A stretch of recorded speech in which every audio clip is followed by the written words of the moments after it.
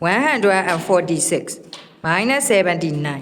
30 yan sai 186 minus 98 minus 26 yan sai ကဲ10မှတ်ပဲထားပါမယ်ကဲ3ရောက်နံပါတ် A အေးကဲနှမျိုးဖို့တော့ကောင်းပါလေကဲနောက်တစ်ပုဒ်168 minus 74 minus 52 yan sai 173 minus 95 minus 26 yan sai ကဲ10မှတ်နှစ်ရောက်တယ်နံပါတ်9ကဲ9ကတော့နှမျိုးဖို့ကောင်းတယ်ကဲကျန်တဲ့ကတော့ပြန်နေပြီကဲနောက်ဆုံးပုဒ်87 94 minus 67 32 yan sai 81 49 minus 27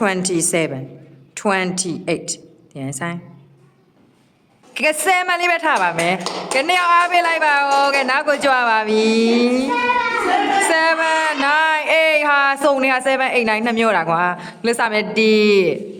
2 3 4 6ကစားမလား4 5 6 7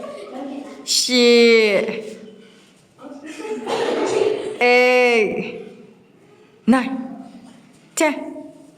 မမိပါဘူး Okay go bye everyone Goodbye, teacher. Thank you, teacher. See you next week. နောက်တဲ့ပါ